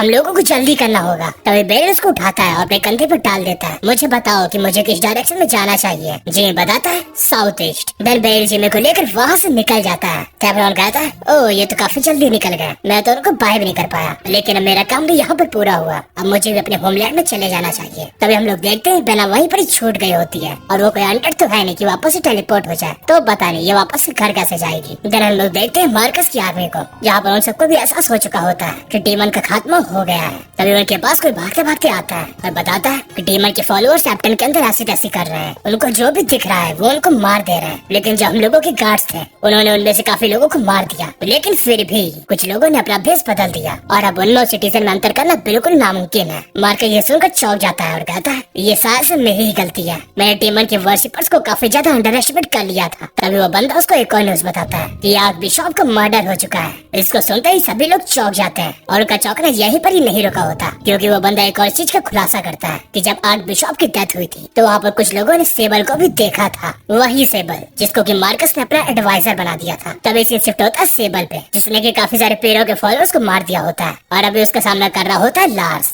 बट लार्स की भी हालत काफी ज्यादा खराब होती है। सेबल कहता है मैंने तुमसे कहा था कि तुम मेरा सामना नहीं कर सकते क्योंकि तुम बहुत ही ज्यादा वीक हो। लार्स उससे पूछता है आखिर तुम इन सब चीजों की कब से प्लानिंग कर रहे थे? सेबल कहता है तो क्या मैं तुम्हें सच्चाई बता दूं? नहीं ये मेरे प्लान का हिस्सा नहीं है। वो उसके ऊपर काफी तेजी से अटैक कर देता है। लार्स उसके अटैक को रोकने के तैयार होता है, बट तभी कुछ अजीब होता है। लार्स की बॉडी में एक कट लग जाता है, बल्कि अभी तक सेबल का अटैक उसके कनेक्ट भी नहीं हुआ होता है और ये कट काफी ज्यादा बड़ा होता है, जिसकी वजह से रिकी भी काफी ज्यादा परेशान हो जाता है। लार्स कहता है दूर रहो, मेरे पास मत आओ। लार्स को बिल्कुल भी समझ में नहीं आ रहा होता कि आखिरकार उसके ये अटैक कैसे कनेक्ट हो गया। सेबल कहता है मैंने तुमसे कहा था ना तुम्हारी औकात मेरे सामने खड़े होने की नहीं है। लार्स पूछता है क्या तुम स्वॉर्ड मास्टर हो? सेबल कहता है वाह क्या बात है, तो तुम्हें ये बात अब समझ में आई। मैंने तुम्हारे ऊपर एक स्पेल का यूज किया था जो कि मेरा सिग्नेचर स्पेल है, रिवर्सल ऑफ कैजुअलिटी। लेकिन अगर मैं तुम्हें सीधा सीधा समझाऊं तो पहले उस दुनिया में एक्शन होता है और फिर बाद में उसका रिएक्शन, यानी कि पहले मैं तुम्हारे ऊपर अटैक करूंगा और फिर उसके बाद तुम्हें वो अटैक कनेक्ट होगा। लेकिन जब भी मैं इस स्पेल का यूज करता हूँ तो मुझे एक्शन करने की जरूरत नहीं पड़ती, यानी कि सब कुछ बिल्कुल उल्टा हो जाता है, यानी कि बिना एक्शन करे ही मुझे रिएक्शन मिल जाता है और उसके बाद मैं एक्शन करता हूँ। देखो यार मैं समझ सकता हूँ शायद तुम लोगों को अभी भी इस स्पेल की वर्किंग समझ में नहीं आई होगी। चलो मैं थोड़ा और ज्यादा अच्छे से एक्सप्लेन करता हूँ। नॉर्मली आप एग्जाम देते हो और उसके बाद उसका रिजल्ट आता है, बट आप लोग जैसे ही इस स्पेल को यूज करते हो तो आप लोगों का रिजल्ट पहले ही आ जाएगा और आप लोग एग्जाम उसका बाद में दोगे। हाँ, काफी अजीब स्पेल है। ये नेचर की लॉस को तोड़ देता है और यही चीज रिकी भी कह रहा होता है कि ये कोई भी चीजें सेंस नहीं बना रही है। आखिर कोई पावर नेचर की लॉ को कैसे तोड़ सकती है? सेबल कहता है इस दुनिया में ऐसे काफी सारी चीजें हैं जो कि तुम्हारी इमेजिनेशन से भी काफी ज्यादा ऊपर है, और वो चीजों के बारे में जिनको भी पता है वो बहुत ही ज्यादा खतरनाक है, और मैं उन्हीं में से एक हूँ। तभी वो लाश के पीछे टेलीपोर्ट हो जाता है और लाश के बॉडी में बहुत सारे कट्स लग जाते हैं। रिकी बहुत तेजी से उसकी तरफ भागते हुए चला जाता है और वो लोगों की तरफ एक काफी बड़ा अटैक को थ्रो कर देता है। बट हम लोग देखते हैं सेबल अभी भी सही सलामत होता है और वो कहता है ये अटैक तो काफी ज्यादा पावरफुल था, इतना ज्यादा पावरफुल कि अगर वो मेरे कनेक्ट हुआ होता तो अभी मैं यहाँ पे खड़ा नहीं होता। आखिर ये कौन सी डिवाइन पावर है? हम लोग देखते हैं उसके ऊपर होता है लार्स और वो उसके ऊपर अटैक करते हुए कहता है तुम्हें चीज का पता ऊपर ही जाकर क्यों नहीं लगाते? सेबल भी उस पर काउंटर करते हुए कहता है नहीं, मैं गॉड से ये चीजें नहीं पूछ सकता, क्योंकि जब भी मैं फादर से उल्टे सीधे सवाल पूछता हूँ तो सिचुएशन और भी ज्यादा बिगड़ जाती है। और ये तुम लोग ये चीज नोटिस कर लेना कि सास ये फादर कह रहा है जेनिथ को। तभी उन दोनों की तलवारें टकरा जाती हैं। अभी भी सेबल लास्ट में बहुत ज्यादा भारी पड़ रहा होता है और वो वापस से रिवर्सल ऑफ कैजुअलिटी का यूज करता है। और तभी हम लोग देखते हैं रिकी को जो कि सेबल के ऊपर किसी अटैक को कर देता है, जिसकी वजह से सेबल के काफी ज्यादा डैमेज पहुंचता है और वो जमीन पर गिर जाता है। रिकी कहता है तुम में और मुझ में ज्यादा डिफरेंस नहीं है, जैसे तुम्हें भी गॉड से गिफ्ट मिला था वैसे ही मेरे पास भी एक गॉड का गिफ्ट है, penalty for reversal of casualty. Ricky जैसे उस स्पेल का यूज करता है तो सेबल का जितना भी अटैक कनेक्ट होने वाला होता है उसका सारा डैमेज सेबल के ऊपर ही लग जाता है। सेबल हंसते हुए कहता है क्या बात है, मुझे मजा ही आ गया, तुम्हारी डिवाइन पावर काफी ज्यादा अच्छी है, क्योंकि जैसे मेरी नजर तुम्हारे ऊपर से हटी थी तुमने उतनी देर में लार्स को हिल कर दिया और उसके बाद ही स्ट्रेटेजी बना ली। क्या बात है? लार्स कहता है चुप हो जाओ और वो अपने शॉट से उसके ऊपर अटैक कर देता है। बट हम लोग देखते हैं सेबल उसको सिर्फ और सिर्फ अपने पंच से ही रोक देता है, और सिर्फ इतना ही नहीं, उसकी शॉट उसके पंच की वजह से चिटकने भी लगती है। सेबल कहता है अगर तुम लोगों को मुझे रोकना है तो तुम्हारी गॉडेस को धरती पर उतरना ही होगा, लेकिन अभी इस टाइम जो हम लोग फाइट कर रहे हैं वो सिर्फ और सिर्फ ह्यूमंस के बीच में है। तभी लास्ट की शॉट दो हिस्से में टूट जाती है। रिकी वापस अपना अटैक को चार्ज करने लगता है, बट इस बार सेबल उसको नोटिस कर लेता है और उसकी ओर जंप कर देता है। तुम इस बार मेरे अटैक को नहीं रोक पाओगे। तभी कहीं से आवाज आती है लाइटनिंग बोल्ट, और तभी सेबल के ऊपर काफी जोर की लाइटनिंग गिरती है। एंड हम लोग देखते हैं ये होता है डियाब्लो। डियाब्लो कहता है रिकी दिखा दो तुम क्या कर सकते हो। हम लोग देखते हैं अभी सेबल हवा में ही होता है। तभी रिकी उसके ऊपर काफी जोर का अटैक मार देता है। डियाब्लो रिकी से पूछता है आखिर यहाँ पर चल क्या रहा है? लार्स कहता है ये सब सेबल का किया धरा है, वो जेनिथ का स्पाई है। बेरिल कहता है सेबल? हाँ वही, मार्कस का एडवाइजर। तभी बेरिल को डियाब्लो के ऊपर कोई स्ट्रिंग कनेक्ट होती हुई दिखती है, जिसको देख कर वो चौकन्ना हो जाता है। नहीं ऐसा ही हो सकता। तभी डियाब्लो के ऊपर काफी बड़ा सा अटैक आकर लगता है, बट बेरिल उसके बीच में आ जाता है और डियाब्लो की जान को बचा लेता है। सेबल कहता है मेरे लिए कितनी शर्म की बात है कि मैं चूक गया, मैं तो उस बच्चे की गर्दन को काटने वाला था, लेकिन तुमने मेरे अटैक को होने से पहले ही देख लिया। वैसे भी तुम स्वॉर्ड मास्टर हो, तुमसे तो यही एक्सपेक्टेशन है। रिवर्सल और कैजुअलिटी का यूज करने के काफी सारे तरीके हैं, लेकिन इस बार मुझे उसके पेनल्टी भी मिली है। हम लोग देखते हैं उसका एक हाथ टूट चुका होता है। बेरिल कहता है सब लोग पीछे हटो, इसको मैं संभालूंगा। वो अपने कटे हुए हाथ के खून को रोकता है। अब होगी दो स्वॉर्ड मास्टर्स की लड़ाई, एक और है सेबल और दूसरी ओर है दी स्टॉर्म बेरिल ओनिक्स। उनकी लड़ाई के ऐलान से ही आसपास बिजली कड़कने लगती है। हम लोग देखते हैं सभी के सभी लोग वहाँ से दूर हट चुके होते हैं। लार्स कहता है क्या सर बेरिल ठीक होंगे? और डियाब्लो कहता है पता नहीं, लेकिन मुझे एक चीज पता है, हम लोग दो स्वॉर्ड मास्टर की फाइट में इंटरफेयर नहीं कर सकते। तभी दोनों के दोनों लोग एक दूसरे पर अटैक करते हैं, उनके अटैक आपस में क्रैश होते हैं। लार्स कह रहा होता है रिवर्सल ऑफ कैजुअलिटी काफी घटिया स्किल है जो कि लॉज ऑफ नेचर को भी तोड़ देती है। हालांकि बेरिल उससे बच सकता है, लेकिन फिर भी पता नहीं सेबल ने अपने पास कौन कौन सी ट्रिक छुपा के रखी है। डियाब्लो सोच रहा होता है लार्स सही कह रहा है, मैं यहाँ पर हाथ में हाथ रख कर नहीं बैठ सकता। हम लोग देखते हैं सेबल वापस रिवर्सल ऑफ कैजुअलिटी का यूज करता है, जिससे कि बेरिल बाल बाल ही बचता है। देन बेरिल उसके ऊपर अटैक करने लगता है, बट सेबल उसके पैर में कट मार देता है। वो कह रहा होता है हालांकि तुम भी एक स्वॉर्ड मास्टर हो, लेकिन इसका मतलब ये नहीं है कि तुम मेरे सामने खड़े होने की औकात रखते हो सकता है कि मैं उम्र में तुमसे छोटा लगता हूँ, लेकिन तुम्हारे नॉलेज के लिए ये चीज मैं तुम्हें बता दूं कि तुम जितना सोच सकते हो मेरी एज उससे भी ज्यादा है। देन वो उसके ऊपर एक लीथर अटैक करता है, जिसको देखकर सब लोग घबरा जाते हैं। बेरिल जमीन पर गिर जाता है। सेबल डियाब्लो की ओर देखकर कहता है अब तुम्हारी बारी। वो लोगों के ऊपर जंप कर देता है। रिकी वहाँ पर एक शील्ड को बना लेता है। सेबल कहता है ओह गॉडेस का बैरियर, लेकिन अफसोस की बात तो ये है कि तुम इसका इस्तेमाल करने के बावजूद मुझे नहीं रोक सकते। मेरी फादर के डिवाइन पावर के सामने एक बैरियर नहीं टिक सकता। हम लोग देखते हैं वो अपने ऊपर होली वॉरियर के स्पेल का यूज करता है, जिसकी वजह से उसके आसपास काफी सारा आर्मर आ जाता है। बिल्कुल वैसे ही जैसे जेनिथ की फॉलोअर वाली लड़की कर रही थी। और दूसरी तरफ हम लोग देखते हैं डियाब्लो के हाथ में क्रेमिया को। तब सेबल एक काफी बड़ा सा अटैक चार्ज करता है और इस बार उसके अटैक के सामने गॉडेस की शील्ड भी नहीं टिक पाती। और तभी हम लोग देखते हैं एक स्वॉर्ड को जो कि किसी के पेट के आर पार हो जाती है, लेकिन हम लोगों को ये क्लियर नहीं होता कि किसकी मौत हुई है। देन हम लोगों को दिखाया जाता है थोड़ी देर पहले का सीन जहाँ पर बेरिल मरने वाला होता है। तभी वो हील होने लगता है और उसको एक आवाज आती है,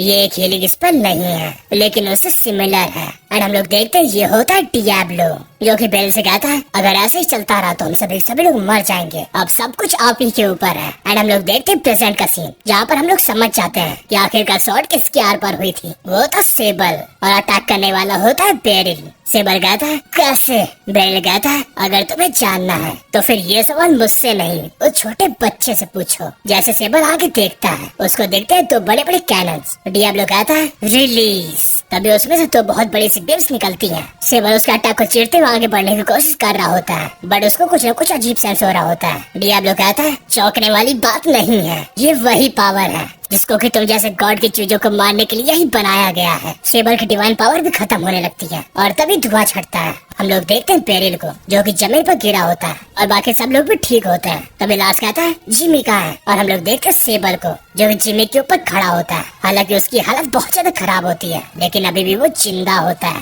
वो कहता है अब मैं आखिरकार तुमसे पीछे छुड़ा ही लूंगा। सभी लोग जिमी को बचाने के लिए उसकी ओर भागते हैं बट इससे पहले कि कोई भी कुछ कर पाता सेबल जिमी के ऊपर अपना अटैक कर देता है। बट तभी कुछ अजीब होता है, जिमी की आंखें खुलती हैं और वो देखता है कि वो बैटलफील्ड में नहीं है बल्कि वो है अपने बिस्तर में। उसके सामने उसके मदर और सिस्टर भी होती हैं। वो दोनों के दोनों ही लोग इसको गले लगा देते हैं। जिमी को समझ में नहीं आ रहा होता कि ये सब क्या हो रहा है क्योंकि जहाँ तक उसको याद था उसकी मौत होने ही वाली थी। बट तभी हम लोगों को दिखाया जाता है कि असलियत में वहाँ पर क्या हुआ था। जैसे सेबल का अटैक जिमी के लगने वाला था, वो जो जिमी का लॉकेट था वही लॉकेट जो कि जिमी को उसके नाना ने दिया था वो एक शील्ड बना लेता है और जैसे सेबल की स्वॉर्ड उससे लगती है वो टूट जाती है। जिमी सोच रहा होता है तो जो आर्टिफैक्ट मेरे नाना ने मुझे दिया था उसने मेरी जान बचाई। वो अपनी मम से पूछता है कि आपने मेरा पेंडेंट को देखा है? सीयर्स उसको पेंडेंट दिखाते हुए कहती है इसकी बात कर रहे हो? जिमी देखता है कि वो पेंडेंट ग्लो नहीं कर रहा होता। उसको देखने से ऐसा लग रहा होता है कि उसकी पावर पूरी तरीके से खत्म हो चुकी है। सीयर्स कहती है एक्चुअली उसको तुम्हारी नानी ने तुम्हारे लिए छोड़ा था। जिमी कहता है क्या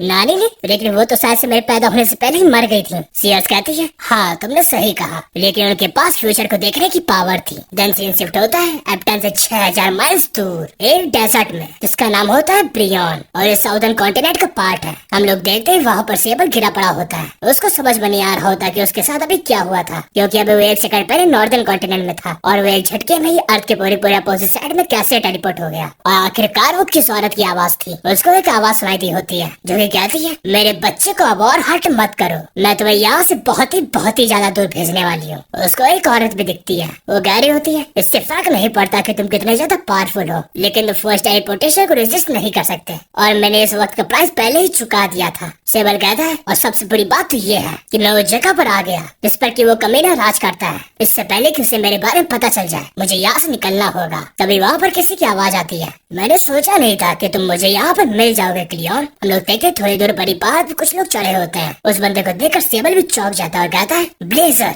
ब्लेजर कहता है क्या तुम मुझे बताओगे कि तुम्हारे जैसा आलसी अपने कॉन्टिनेंट को छोड़कर यहाँ पर इतनी दूर क्या करने आया है? दी ऑर्डर ऑफ फेथ एंड रा का होली नाइट और के प्रीस्ट का ग्रैंड मास्टर भी। देखो रा 12 गॉड्स में से एक है जो कि इजिप्शियन माइथोलॉजी का गॉड है, द गॉड ऑफ सन। अगर तुम लोगों ने मेरी गॉड स्लेयर वाली सीरीज देखी होगी तो तुम लोगों को पता होगा। नहीं गॉड किलर वाली नहीं, गॉड स्लेयर वाली। आई बटन पे मैं लिंक दे दूंगा या तो आप लोग उसकी प्लेलिस्ट भी देख सकते हैं। ब्लेजर पावर अप करते हुए कहता है अगर तुम कोऑपरेट करोगे तो मैं साथ से तुम्हारी जान को बख्श दूं। देन हम लोगों को दिखाया जाता है आर्क बिशप की फ्यूनरल का सीन जहाँ पर सभी लोग उसको श्रद्धांजलि दे रहे होते हैं और उनमें से एक होता है जिमी। वो सोच रहा होता है वैसे तो अगर मैं आर्क बिशप कॉन्टेंट बनाता हूँ तो ये बहुत ही ज्यादा पावरफुल बनेंगे लेकिन मैं इस बार ऐसा नहीं करूंगा क्योंकि इस बार मैं दूसरे रास्ते में चलूंगा। देन उसके पास रिकी आ जाता है और कहता है जिमी लॉर्ड पीरो तुमसे बात करना चाहती है। देन वो लोग किसी रूम के अंदर जाते हैं, शायद से वो गॉडेस पीरो का चैम्बर है। जिमी उससे पूछता है कि आखिरकार सेबल के साथ क्या हुआ है, क्या तुम्हें इसके बारे में कुछ पता है? रिकी बताता है कि उसके पेंडेंट में से एक लाइट चमकी थी और सेबल उसी रोशनी में गायब हो गया। क्या वो पेंडेंट किसी तरीके का मैजिकल आर्टिफैक्ट है? जिमी कहता है मुझे खुद नहीं पता, मेरी नानी के पास फ्यूचर देखने की शक्ति थी और इसीलिए मेरे लिए उन्होंने इसको क्रिएट किया। रिकी कहता है जो भी हो वैसे हम लोग यहाँ पर पहुँच गए हैं, ये the sanctum of beginning. Jimmy कहता है क्या तुम पेड़ों को बुला रहे हो? कहीं इस बार भी वो पिछली बार के तरीके हमारी बात को आधा छोड़कर भाग तो नहीं जाएगी ना? जब हम लोग देखते वहाँ पर पेड़ों आ जाती है, जो कि जिमी से कहती है सबसे पहले मैं तुम्हारा शुक्रिया अदा करना चाहती हूँ। जिमी कहता है किस लिए? पेड़ों कहती है अरे वही जो भी तुमने जैनिथ के खिलाफ कदम उठाया, तुमने जैनिथ को जो जो फटके दिए हैं उससे मैं बहुत ज्यादा खुश हूँ। जिमी कहता है क्या तुम अपना डिवाइन ऑरा थोड़ा कम कर सकती हो? मुझे इससे थोड़ी बहुत परेशानी हो रही है। पेड़ों कहती है अरे हाँ मैं तो भूल ही गई थी कि जुमस के पास तो मेरे ऑरा के सामने खड़े होने तक की ताकत नहीं है, लेकिन मुझे तुम्हारे ऊपर काफी ज्यादा गर्व है। तुम ऐसे इंसान हो जिसकी मैं तारीफ कर रही हूँ, तो ये तुम्हारे लिए तो बहुत बड़ी बात है। जिमी को बहुत ज्यादा गुस्सा आ रहा होता है। देन हम लोगों को दिखाया जाता है ऑर्डर ऑफ जेनिथ के हेडक्वार्टर्स को, जहाँ पर एक बंदा बहुत ज्यादा गुस्से में होता है। वो कहता है मुझसे कह दो कि ये सब झूठ है। पहले तो तुमने मुझसे कहा कि हम लोगों का प्लान फेल हो गया, और अब तो मुझे ये बता रहे हो कि अभी अचानक से सर क्लियन गायब हो गए हैं। देखो यहाँ पर क्लियन सेपर का रियल नेम है। वो बंदा बहुत ज्यादा गुस्से में होता है क्योंकि उसने क्लियन को एक सेक्रेट आइटम भी दिया था जो कि बहुत ही ज्यादा प्रीसियस होता है। एक बंदा बताता है हम लोगों को माफ करिएगा, लेकिन हम लोगों ने एप्टर का चप्पा चप्पा छान मारा और हम लोगों को वहाँ पर कुछ भी खास नहीं मिला। वो बंदा सोच रहा होता है अगर हम लोगों ने सर क्लियन के बगैर होली वॉर छेड़ दी तो फिर स्फीयर ऑफ रेकॉर्डिंग की प्रेडिक्शन सही हो जाएंगी और हमारी फोर्सेस तबाह हो जाएंगी। देखो sphere of recording order zenith का एक होली आइटम है जिसमें कि वॉर के सिमुलेशन वगैरह कराए जा सकते हैं, ताकि इससे आइडिया लग पाए ये अगर इन फ्यूचर जो भी वॉर्स होंगी उनका कंक्लूजन क्या होगा। उस बंदे को बिल्कुल भी समझ में नहीं आ रहा होता कि वो क्या करे। उसके पास सिर्फ और सिर्फ एक ही चारा होता है कि वो क्लियन के वापस आने का इंतजार करे। वो सब लोगों को ऑर्डर देता है चाहे जो हो जाए सर क्लियन को ढूंढो, फिर चाहे उसके लिए तुम सबको ही अपनी जान क्यों ना देनी पड़े। फिर वापस सीन चेंज होता है ऑर्डर ऑफ पियरो में, जहाँ पर जिमी पियरो को अपनी बातों में फंसा रहा होता है। वो उसको बताता है कि वो एक जगह पर टहल रहा था और उसको अचानक से ऐसे ही डियाब्लो वॉलपेपर की पावर्स मिल गई। उसकी बातों में पियरो को भरोसा नहीं हो रहा होता। जिमी कहता है अब तो मानो या ना मानो, लेकिन मैंने तुम्हें जो भी बताया है वो ही सच है। पियरो कहती है मुझे वैसे फर्क नहीं पड़ता कि तुम्हें डियाब्लो की पावर्स कहाँ से मिली, क्योंकि अभी मेरे लिए वो चीज इम्पोर्टेंट नहीं है। देन डियाब्लो घुमा फिरा के पियरो से पूछता है कि डियाब्लो के साथ क्या हुआ था। उसने ये सब कुछ इस वजह से पूछा होता है ताकि उसको पता लग पाए कि गॉड्स को उसके प्रेजेंस के बारे में भी पता चला कि नहीं। पियरो कहती है मुझे नहीं पता। उसको डार्कनेस के प्रिजन में अनंतकाल के लिए बंद कर दिया गया था। उसको ऐसी जगह पर बंद किया गया जहाँ पर गॉड्स भी अपनी पावर के साथ इंटरफेयर नहीं कर सकते। मुझे मुझसे कहता है अच्छा तो क्या डियाब्लो वहाँ से भाग नहीं सकता? पियरो कहती है नहीं ये चीज बिल्कुल इम्पॉसिबल है, क्योंकि गॉड्स इतने भी ज्यादा बेवकूफ नहीं है कि वो उसको ऐसी जगह पर बंद करे जहाँ से वो किसी तरीके से भाग जाए। तो डियाब्लो की ये चीज कंफर्म हो जाती है कि गॉड्स को मेरे बारे में नहीं पता है, उनको नहीं पता कि मेरा रिइंकार्नेशन हो चुका है। पियरो डियाब्लो के हाथ में उसका ब्रेसलेट भी देख लेती है। वो कहती है इसको देखे हुए तो मुझे अरसा बीत गया। पास्ट लाइफ में मेरी इसके साथ काफी सारी भसड़ हुई थी और अब ये वापस से मेरी आंखों के सामने घूम फिर के आ गया। जिमी कहता है मैं फ्यूचर में बाकी 2 आर्टिफैक्ट्स को भी ढूंढ लूंगा, जिनमें से एक आर्टिफैक्ट है स्टॉटनेस, जिसकी वजह से उसको गॉड लेवल ड्यूरेबिलिटी मिलेगी, और एक आर्टिफैक्ट है गॉड किलर। ये ऐसी पावर है जिससे गॉड्स का खात्मा किया जा सकता है। पियरो कहती है तुम्हें जो करना है करो, मैं तुम्हारे कामों में इंटरफेयर नहीं करूंगी। तो डियाब्लो से गॉड के बीच में चलती हुई लड़ाई के बारे में पूछता है तो क्या तुम अकेली हो? वो उसको बताती है काफी सारे गॉड्स अलग अलग पार्ट में डिवाइड हो गए। एक साइड में है जेनिथ, लिली और ब्राह्मण, और दूसरी तरफ है ट्रियान और खुलून। टेंट्रियस एरबेला के साथ है एंड जिब्लियन ने ओब्लियन के साथ अलायंस बना लिया है, लेकिन कुछ ऐसे भी लोग हैं जो कि अकेले रह गए और उनके एक भी साथी नहीं है, जो कि है राह द गॉड ऑफ सन और फ्लेम एम्परर, और आखिरी में मैं। ये बात सुनकर डियाब्लो चौंक जाता है। क्या गॉड ऑफ सन अकेला है? डियाब्लो कहता है अगर ऐसी बात है तो उस हिसाब से तुम उतने भी डिफिकल्ट सिचुएशन में नहीं हो। पियरो कहती है हाँ, लेकिन ये सब हो रहा है सिर्फ और सिर्फ जेनिथ की वजह से। वो पहले रा का पालतू कुत्ता हुआ करता था, लेकिन जब रा ने उसको छोड़ दिया तब वो मेरे खिलाफ प्लानिंग करने लगा ताकि वो मेरी पावर्स को छीन सके और रा से उसकी बेइज्जती का बदला ले सके। आखिर उसकी हिम्मत कैसे हुई? पियरो को बहुत ज्यादा गुस्सा आ चुका होता है। उसको इतना ज्यादा गुस्सा आता है कि उसका ऑरा भी पूरी तरीके से चेंज हो जाता है, साथ ही साथ उसके हेयर कलर्स भी चेंज हो जाते हैं। वो ब्लॉन्ड से डार्क हो जाते हैं। डियाब्लो कहता है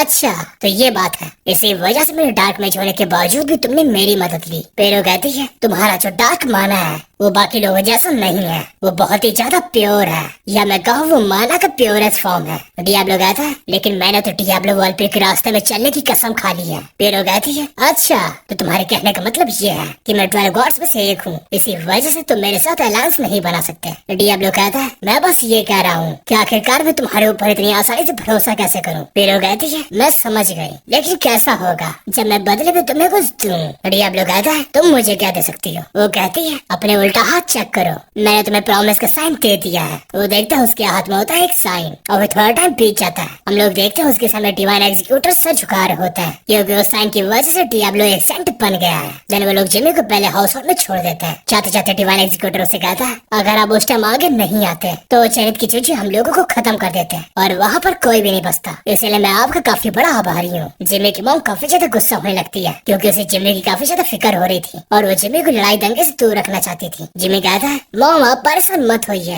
हालांकि मैं सेंट बन चुका हूँ, लेकिन फिर भी मेरे ऊपर कोई भी तरह की लिमिटेशंस नहीं है। मैं अपने मन से जो भी चाहूँ वो कर सकता हूँ। उसकी मॉम कहती है, पहले तो वेल्टन्स ऑर्डर और पीरो की मदद करने के लिए रेडी हो गए और फिर अब तुम उसके सेंट भी बन गए। वाह, अब मैं तुम्हारा क्या ही करूँ। सारा उसे कहती है, मम्मी सेंट क्या होता है? मार्कस कहता है, आ जाओ मैं तुम्हें बताता हूँ। बट वो जैसे उसको बताने वाला होता है वहाँ पर कोई आता है और मार्कस को बताता है कि सर बेरिल को होश आ गया है। मार्कस के साथ सीयर्स भी उसको देखने के लिए जाती है। उसके साथ साथ जिमी भी जाता है। सीयर्स बेरिल के पास बैठती है और जिमी बाहर ही इंतजार करता है। बेरिल और सीयर्स दोनों ही अपने बचपन की यादों में खो जाते हैं और थोड़ी देर बात करने के बाद सीयर्स वहाँ से चली जाती है। उसके जाते ही जिमी अंदर आ जाता है। वो कहता है, क्या बात है, आपका हाथ बिल्कुल सही सलामत है। मैं तो डर गया था कि कहीं आपको ये हाथ खोना न पड़ जाए, नहीं तो आप धोएंगे कैसे? बेरिल कहता है, मुझे लगा था तुम यहाँ पर मेरे हालचाल पूछने आए हो, लेकिन तुम तो मेरा मजाक उड़ाने लगे। जिमी कहता है, बच्चे ऐसे ही होते हैं। बेरिल उसको थैंक्स बोलता है। जिमी कहता है, आखिर तुम मुझे थैंक्स क्यों बोल रहे हो? मैंने तुम्हारे लिए इतना कुछ किया भी नहीं है। शायद से तुम मुझसे किसी चीज के बारे में बात करना चाहते हो। बेरिल कहता है, हाँ। अच्छा तुम मुझे ये बताओ, तुम फ्रंटियर के बारे में क्या क्या जानते हो? जिमी कहता है, मैंने सुना है वो एक सीक्रेट सोसाइटी है जो कि इस वर्ल्ड के हिडन ट्रूथ को रिवील करना चाहता है। बेरिल कहता है, तुम्हें मेरे साथ आना चाहिए जिमी, क्योंकि फ्रंटियर में एक रैंक 9 मेस भी है जो कि तुम्हारी मदद कर सकता है। जिमी सोच रहा था, तो क्या मैं अपने कमजोरों से क्लासेस लूंगा? हालांकि वो एक रैंक 9 मेस होगा, लेकिन मैं वो डियाब्लो वॉल पे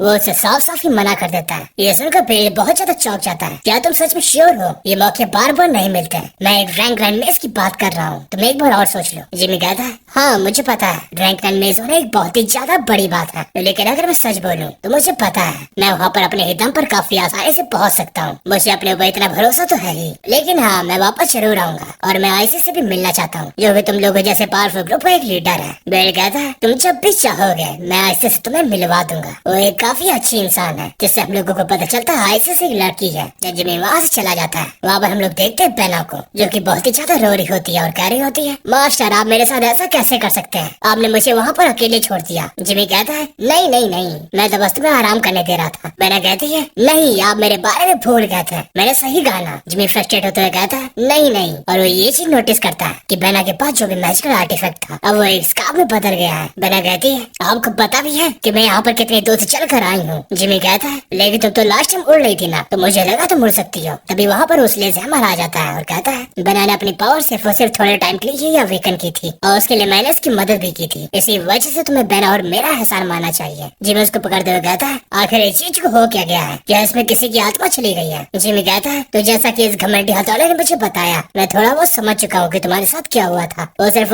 टेम्परेरी अवेकनिंग ही थी और अगर तुम्हें तुम्हारी पावर्स परमानेंट चाहिए तो तुम्हें काफी ज्यादा मेहनत करनी होगी। और हाँ, तुम्हारे अलावा इस दुनिया में और भी वल्काइस हैं जो कि कुछ जगह पर छुपी हुई हैं। बेना उसे पूछती है, क्या आप उनकी लोकेशन को जानते हैं? वो उसको बताता है, हाँ वो एरिज़ार्ड फॉरेस्ट की गहराइयों में रहती हैं और हम लोग वहाँ पर कभी मुँह उठाकर नहीं जा सकते क्योंकि वो जगह बहुत ही ज्यादा खतरनाक है। वहाँ पे अगर स्वॉर्ड मास्टर्स भी जाते हैं तो वो तो जल्दी लौट कर नहीं आ पाते। मुझे और भी ज्यादा स्ट्रॉन्ग बनना होगा। देन उसका वॉइस ओवर आता है कि डीमन रिचुअल इंसिडेंट के बाद काफी टाइम बीत गया और जिमी अपने घर के लिए रवाना हो गया। रिकी और जेना भी ऑर्डर ऑफ पीरो के हेडक्वार्टर्स में शिफ्ट हो गए ताकि वो अपने ट्रेनिंग को पूरा कर सके। सर लार्स रिकी और एना के साथ गए हैं। इसी वजह से पीरो के दूसरे डिवाइन एग्जीक्यूटर यानी कि सर आयरिक मेरे साथ वेल्टन हाउस होल्ड गए ताकि वो हिस्स में रहकर ऑर्डर ऑफ पीरो और वेल्टन की सेवा कर सके। 2 हफ्ते बाद हम लोग घर पहुँच गए। वहाँ पर वो लोग आर्गनोस मिलते हैं। सी और सारा जैसी आर्गनो को देखते हैं वो उससे गले से लग जाते हैं। वो पूछता है, जिमी कहाँ है? फिर आखिरी में वहाँ पर आता है जिमी। आर्गनो एक टाइम के लिए उसको देखकर हैरान हो जाता है। वो कहता है, जिमी तुम्हें देखने से ऐसा लग रहा है कि तुम थोड़े बड़े हो गए हो। जिमी कहता है, आपने बिल्कुल सही समझा। जिमी के दिमाग में पहले की बातें चल रही होती हैं। उसे अपने और पीरो के कन्वर्सेशन के बारे में याद आता है जहाँ पर वो पीरो से फॉरगॉटन हिस्ट्री के बारे में पूछता है। पीरो उससे कहती है, मैं तुम्हें अभी ये चीज नहीं बता सकती। जिमी कहता है, तो इसका मतलब तो ये हुआ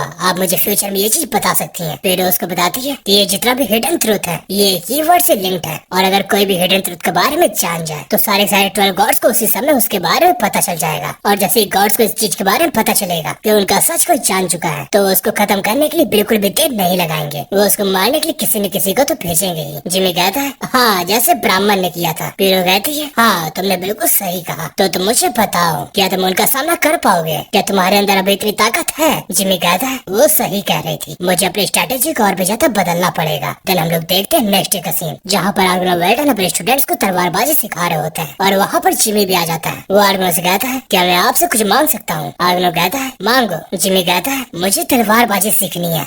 देन तभी सीन चेंज होता है। हम लोग देखते हैं मार्कस बेले को, जो कि अपनी वाइफ की पेंटिंग से बात कर रहा होता है। मुझे पता नहीं तुम्हारा मुझे छोड़ के जाना वर्थ इट था कि नहीं, और अगर तुम्हें यहाँ तक का फ्यूचर दिखा था तो तुमने मुझे बताया क्यों नहीं कि जिस बंदे को मैंने अपना एडवाइजर बना लिया था वो एक जेनिथ का बंदा था। क्या तुम्हारा मुझे छोड़ के जाना बहुत ज्यादा जरूरी था? क्या तुम अपने जान दिए बिना ये सब नहीं कर सकती थी? वो अपने पास की यादों में खो जाता है, जहाँ पर उसकी वाइफ कहती है ये लो, और जैसा कि मैंने तुम्हें बताया है तुम उसको ये हैंड ओवर कर देना। उसके हाथ में होता है वही पेंडेंट जिसने कि लास्ट टाइम जिमी की जान बचाई थी। वो कहता है क्या तुम सच में एक ऐसी चीज के लिए अपनी लाइफ सेक्रीफाइस कर रही हो जिसका फ्यूचर में होने का एक चांस है? उसकी वाइफ कहती है चांस नहीं, मुझे पूरा विश्वास है, और ये एक पहला टाइम है जब मुझे अपनी पावर्स पे गर्व हो रहा है। वो उसको पेंडेंट हैंड ओवर कर देती है और कहती है ये लो, और इसको तुम चाइल्ड ऑफ प्रोफेसी को दे देना, उसको जो कि हमारे खून को शेयर करता है, ताकि हमारा वो बच्चा इस दुनिया के अंत का कारण नहीं बने। सो एपिसोड खत्म होता है यहीं पर, और ये कहना ज्यादा सही रहेगा सीजन 1 खत्म होता है यहीं पर। बिल्कुल सीजन 1 यहाँ पर खत्म हो गया है। हालांकि इसका एक और सीजन बाकी है, लेकिन यार उसमें भी इसकी स्टोरी पूरी नहीं है। इसके क्रिएटर ने वापस एक ब्रेक ले लिया है। तो यार कमेंट सेक्शन में बताना कि मैं इसका सेकंड सीजन कंटिन्यू करूँ या कोई धमाकेदार नई सीरीज लाऊं। चलो आज के इतना ही, मिलते हैं नेक्स्ट वीडियो में।